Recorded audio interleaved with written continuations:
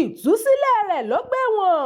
Orúkọ rẹ̀ wọ ìwé àwọn ọ̀daràn tó ṣẹ̀ sófin tó de ìbálòpọ̀ lẹ́kọ̀ọ́. Ta lẹni ọ̀hún?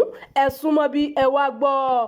Ẹ̀ka tó ń rí sí ẹ̀sùn ìfipábánilòpọ̀ nípínlẹ̀ Èkó ti fìdí rẹ̀ múlẹ̀ pé àwọn ti fi orúkọ gbajúmọ̀ òṣèré ní Ọlárewájú James, ẹni tí ọ̀pọ̀ mọ̀ sí Bàbá Ìjẹ̀ṣà, sínú àwọn orúkọ èèyàn tó ti ṣẹ̀ sí òfin ìbálòpọ̀ nípínlẹ̀ Èkó lẹ́yìn tó parí àsìkò rẹ̀ lọ́gbà ẹ̀wọ̀n fún ẹ̀sùn ìfipábánilòpọ̀ ọmọdé.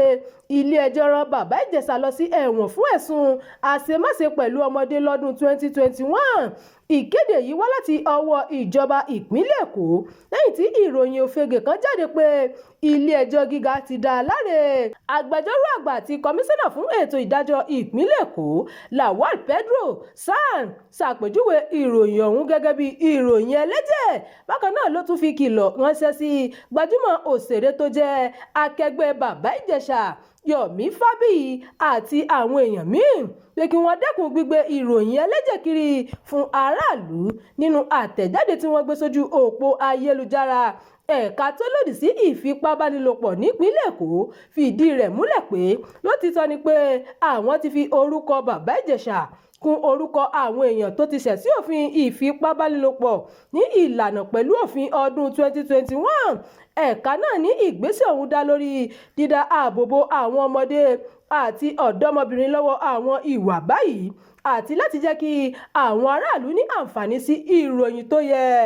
Ìròyìn yàjóyàjó fún ti àkókò yìí kò ní jù báyìí lọ. Ẹ má gbàgbé láti tẹ̀lé ìkànnì yìí, ẹ bá wa pín ká kí ẹ sì fi èròǹgbà yín sí abala àríwísí. Abdulkareem Nimas ló ti ń jábọ̀ ìròyìn.